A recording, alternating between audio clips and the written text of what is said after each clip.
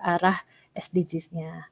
Baik, di sini sudah hadir juga narasumber kita untuk hari ini, yaitu Profesor Indra Rini, ya, profesor muda yang dimiliki Universitas Telkom. Beliau bidangnya sebetulnya sangat dekat dengan Fakultas Teknik Elektro. Kebetulan saja fakultasnya home base-nya di FIT, tapi bidangnya justru banyak dekat dengan di teknik elektro, ke teknik elektroan ya kita. Baik, Prof. Indra Rini juga ini merupakan salah satu promotor ya kita untuk mahasiswa S3 ini. Baik, mungkin Prof. Indra Rini apakah sudah siap untuk menyampaikan materinya? Bismillahirrahmanirrahim. Assalamualaikum, Bu Levi. Waalaikumsalam, Bu Indra Rini. Sekali lagi terima kasih sudah berkenan ya, Prof. Indra Rini. Baik, mungkin untuk mempersingkat waktu langsung aja mungkin ya dengan paparan yang ingin disampaikan, Bu Indra Rini. Saya berikan kesempatannya, mangga.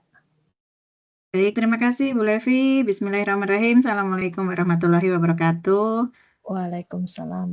Assalamualaikum warahmatullahi wabarakatuh. Mohon izin saya tidak on kamera, Bu. Ini punten lagi workshop. Saya lagi di Bogor ini. Paralel ya, Bu ya. Kemudian saya yang kedua mohon maaf. Iya, betul. Mohon maaf apabila gini. Ini kan kondisinya di sini lagi tidak, cuacanya kurang bagus ya. Takutnya nanti putus begitu sinyalnya. Iya, saya izin share screen ya, teman-teman.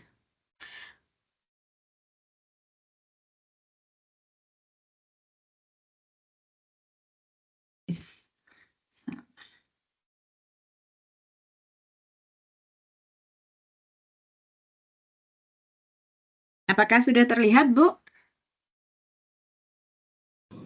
Terlihat, Prof. Iya, baik. Ini sepertinya teman-teman sudah mahir kalau terkait SDGs ini.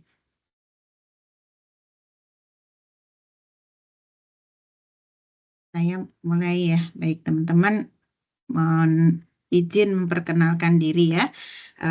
Saya Indra Rini dari Fakultas Ilmu Terapan. Dan memang betul yang disampaikan Bu Levi, saya mendapatkan guru besar itu di bidang jaringan dan multimedia. Tetapi memang riset yang saya jalankan selama ini banyak terkait dengan green technology, dan kebetulan saya juga bergabung di Center of Excellence Green Technology yang memang home base-nya itu ada di FIT begitu. Jadi saya izin akan menyampaikan di sini terkait isu-isu mengeksplorasi maupun memberikan solusi dalam pencapaian SDGs terkait di dalamnya insight ya tentang inovasi penelitian yang ada di COE Green Technology seperti itu. Dan ini sepertinya juga ada anggota COE Green Technology, Bu Hasanah juga ya? Iya, Ibu. Iya, ini salah satu anggota juga di COE Green Technology. Baik, jadi teman-teman saya akan cerita ya, ini insight ya teman-teman ya. Semoga ini memberikan gambaran buat teman-teman semua untuk riset ke depannya atau fokus area yang diambil.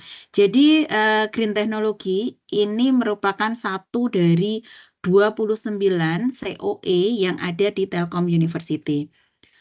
Fokus, jadi karena ada banyak, 29 itu masing-masing COE itu punya kekasan sendiri-sendiri. Salah satunya adalah green technology yang memang fokusnya itu ada pada inovasi maupun teknologi yang dikembangkan untuk mengurangi dampak atau penurunan impact ya, penurunan dampak negatif lingkungan dan serta mendorong keberlanjutan dari berbagai sektor. Tujuannya adalah menciptakan solusi yang ramah lingkungan, melalui penggunaan sumber alam yang efisien, kemudian juga pengelolaan limbah yang baik, termasuk juga pengurangan emisi karbon.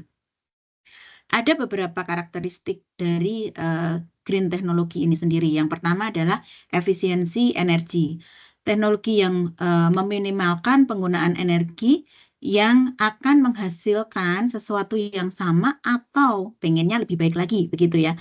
Termasuk di dalamnya energi terbarukan. Jadi penggunaan energi yang memang berasal dari sumber-sumber yang ada di alam.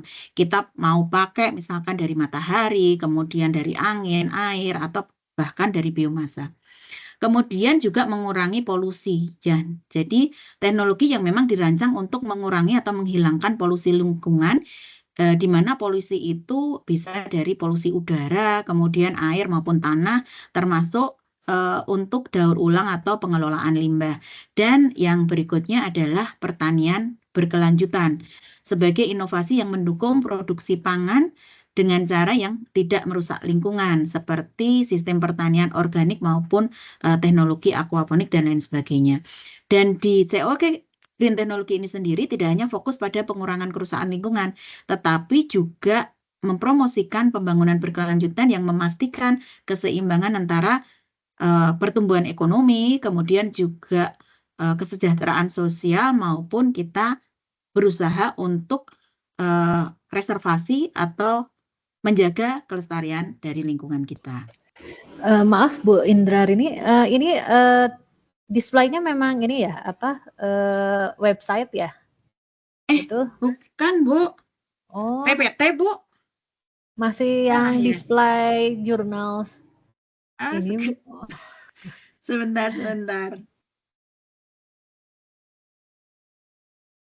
Untung bukan WA ya Bu ya. Untung itu. Iya, sebentar. Kenapa jadi ke situ ya?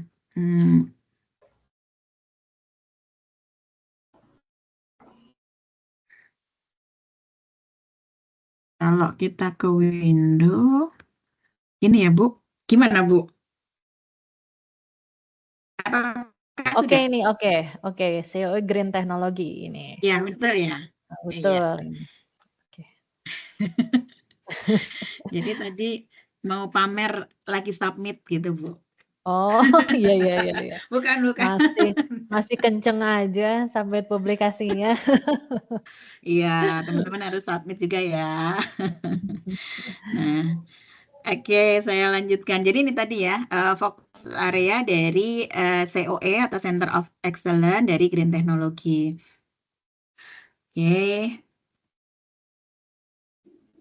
Nah, dan di Green Technology sendiri, ini kita juga mendukung ya 17 SDGs atau tujuan pembangunan berkelanjutan yang memang ini diadopsi oleh semua negara di PBB, di mana sudah mulai dicetuskan di tahun 2015 dan akan berakhir nanti di 2030.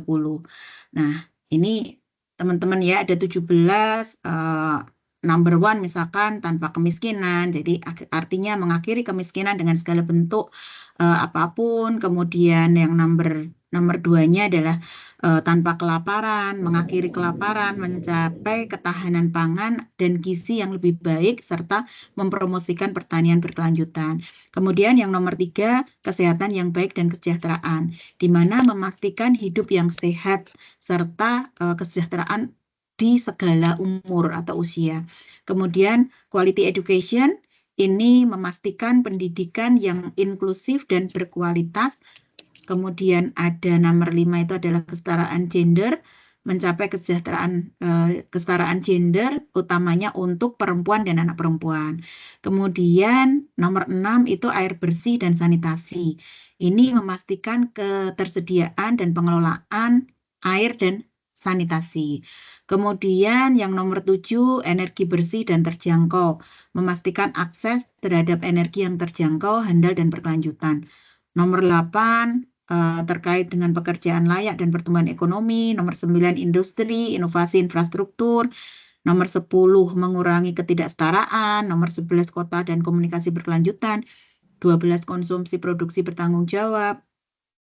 Kemudian 13, tindakan iklim. 14, kehidupan di bawah air, 15 di darat, 16 perdamaian, keadilan, dan yang 17 adalah kemitraan yang untuk mencapai tujuan. Jadi ini adalah tujuan-tujuan di mana tujuan ini sebenarnya teman-teman itu saling berkait satu dengan yang lain, yang artinya kemajuan dalam satu bidang itu akan mempengaruhi atau memberikan dampak atau impact pada bidang-bidang yang lainnya juga. Dan pencapaian SDGs ini memerlukan tindakan yang terkoordinasi oleh semua masyarakat. Nah, harapannya teman-teman ini akan bisa memappingkan ya nanti dengan riset-riset yang akan teman-teman explore nantinya. Akan termappingkan untuk yang mana saja ya, SDG yang berapa saja, seperti itu. Nah, selain itu juga terdapat 5 STI, Science, Teknologi, dan Innovation, yang ini merupakan kerangka strategis yang akan mendukung inovasi dan perkembangan teknologi sebagai solusi dari pembangunan berkelanjutan tadi. Terdapat 5 pilar. Yang pertama itu adalah human capital atau pengembangan sumber daya manusia, terutama di bidang tadi ya, pengetahuan, kemudian teknologi, rekayasa, matematika. Nah, yang tujuannya dengan adanya pengembangan sumber daya ini akan meningkatkan kompetensi dari para pengusul tadi dalam inovasi maupun penggunaan teknologinya.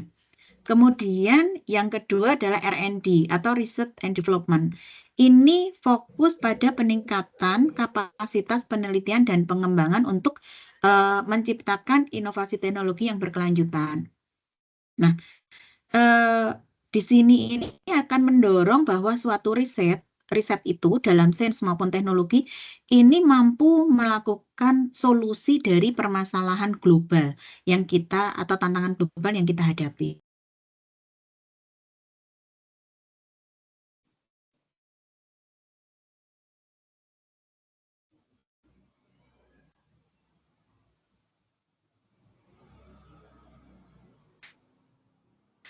Kita. Kemudian juga bagaimana orang-orang itu mampu mengakses teknologi dan informasi tersebut. Jadi fasilitas riset itu sebaiknya didukung ya, tidak hanya ide saja, tetapi infrastrukturnya itu juga harus mendukung. Kemudian ekosistem inovasi, membangun ekosistem yang memang mendukung inovasi termasuk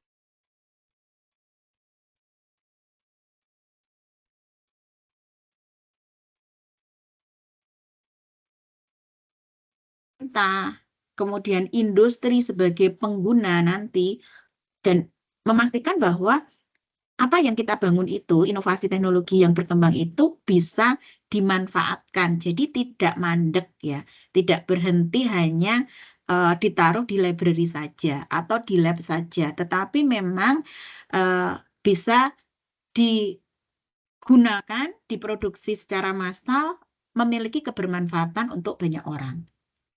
Dan itu harus dibangun ekosistemnya.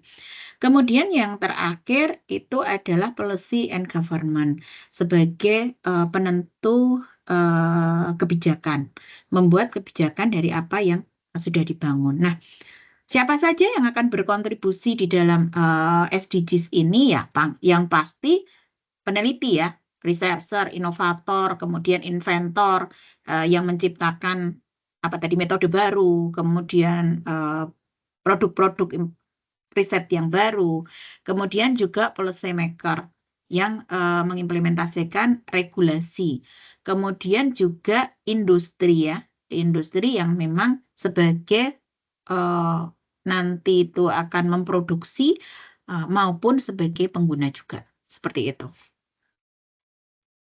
Nah, ini teman-teman saya sharing ya tentang roadmap penelitian.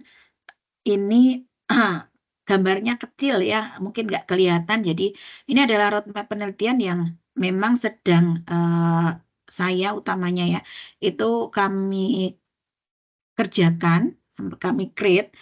Jadi di roadmap ini kami menggambarkan di green teknologi, tetapi tidak hanya ini ya, ini yang memang fokus yang saya kerjakan, itu ada kami bagi menjadi 3 bidang utama, yaitu smart agriculture, kemudian smart farming, dan smart fishery.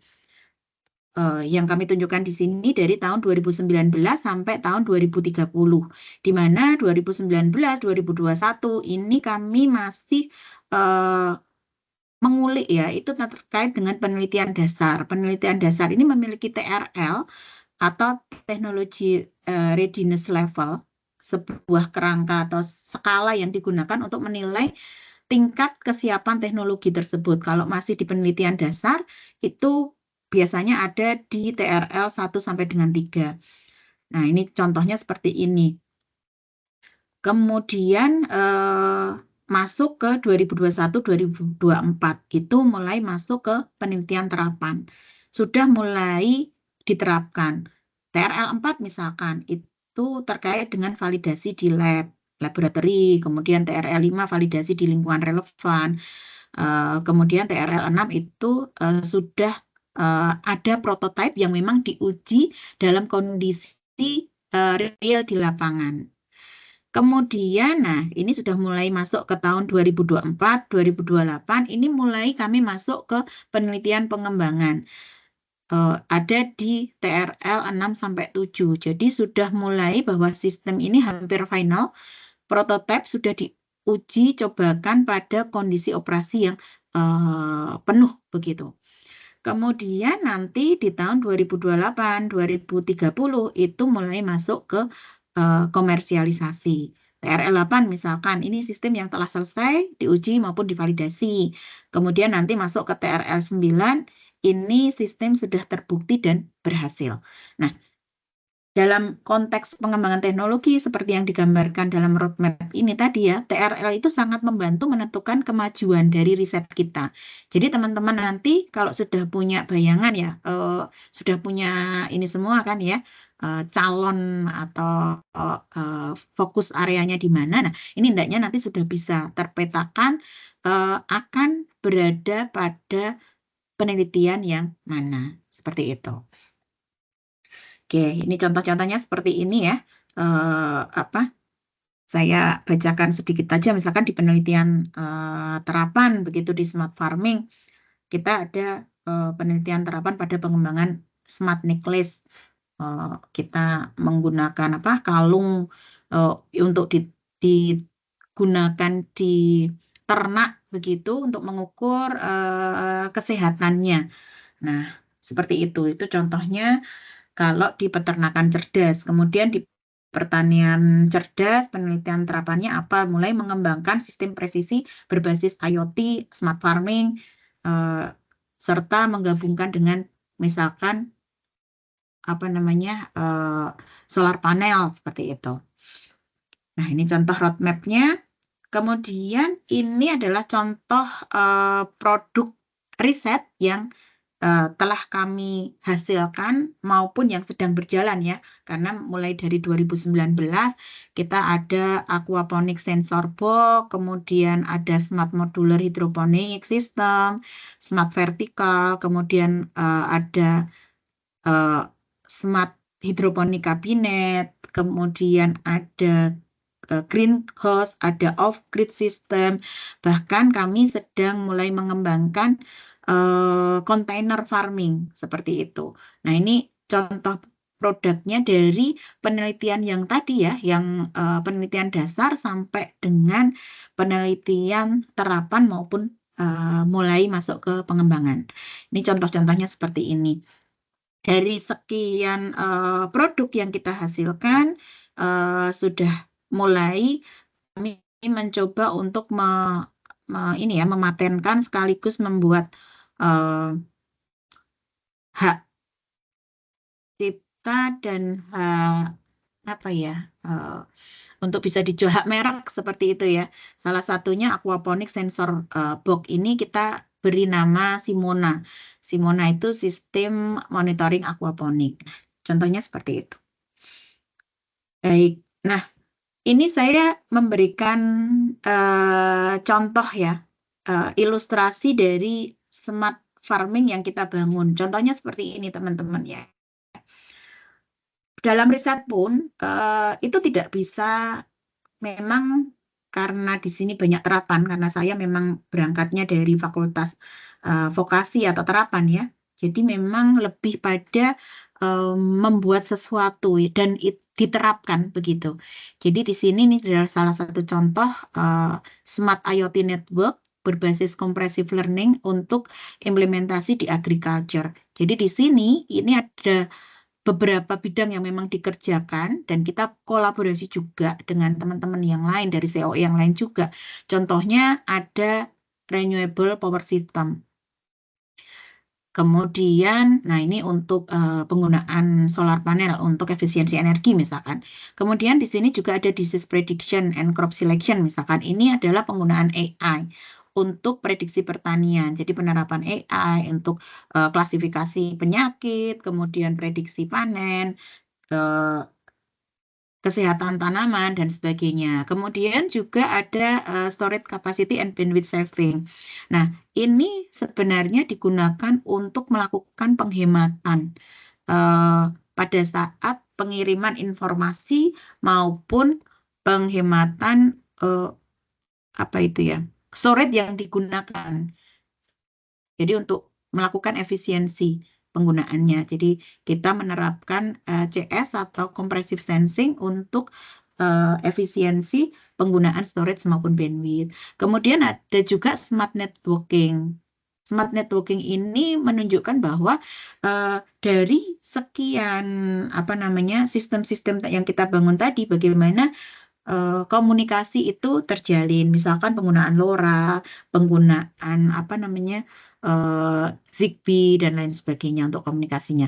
Kemudian yang berikutnya adalah environment monitoring. Kita menggunakan sensor, kemudian sensor-sensor dari pembacaan sensor itu kita mampu monitoring baik menggunakan berbasis web maupun menggunakan mobile application. Seperti itu. Ini adalah contoh ilustrasi dari smart farming yang kita kerjakan.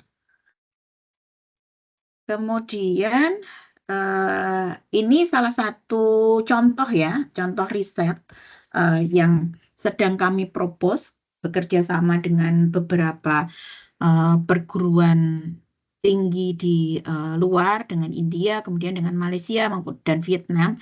Ini contohnya seperti ini. Ini adalah suatu kesatuan sistem juga teman-teman ya. Jadi kami mengambil judul Leveraging on Advanced Edge Precision Agriculture Technology Using Remote Sensing and Artificial Intelligence of Things atau AIoT for Early Disease Detection and Grow Monitoring of Palm Oil Plantation. Jadi kita terapkan masih di agriculture juga, di kelapa sawit ya. Kelapa sawit kita memasang beberapa sensor rencananya ya, ada sensor pH, TDS, sensor isi, dan lain sebagainya. Kemudian juga untuk monitoring weather station-nya, menggunakan untuk pengecekan hujan, angin, kemudian suhu maupun kelembapan, seperti itu. Kita juga menggunakan kamera untuk mengcapture data-data yang ada di sana. Kemudian juga menggunakan satelit juga. Nah, informasi-informasi itu nanti akan terkumpul di dalam database. Kita punya dataset itu nanti kita bisa olah ya, kemudian informasi dari sensor-sensor tadi kita juga bisa mampu untuk melakukan monitoring, controlling maupun otomasi juga. Dengan apa? Dengan kita menggunakan mobile application maupun berbasis web-based yang bisa bekerja secara real time. Kemudian sistem itu mampu bekerja untuk ngirit efisiensinya, kita pakai solar panel, misalkan seperti itu. Nah ini contoh ya, contoh dari riset yang sedang kita bangun begitu. Oke. Nah, dengan melihat ini tadi ya, gambaran ini tadi teman-teman, saya bisa sampaikan bahwa sistem-sistem yang kita akan create ini memiliki keterkaitan juga dengan SDGs. Antara lain apa? Kita bisa di SDGs 2, Zero Hunger ya. Tanpa kelaparan, di mana teknologi ini tadi memiliki kontribusi untuk meningkatkan produktivitas pertanian ya. Dengan adanya controlling dan lain sebagainya, itu bisa memastikan bahwa sistem yang akan kita buat tadi akan mampu meningkatkan ketahanan pangan. Betul nggak? Ya kan? Produksi pangan yang berkelanjutan. Deteksi penyakit misalkan. Pemantauan pertumbuhan. Membantu meningkatkan hasil kelapa sawitnya. Sehingga ini kita bisa sebut sebagai sebuah ketahanan pangan. Artinya kita akan mensupport SDGs nomor 2.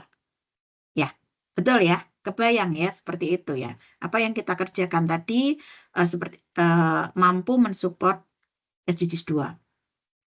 Selanjutnya, affordable and clean energy. Kenapa? Energi bersih dan terjangkau.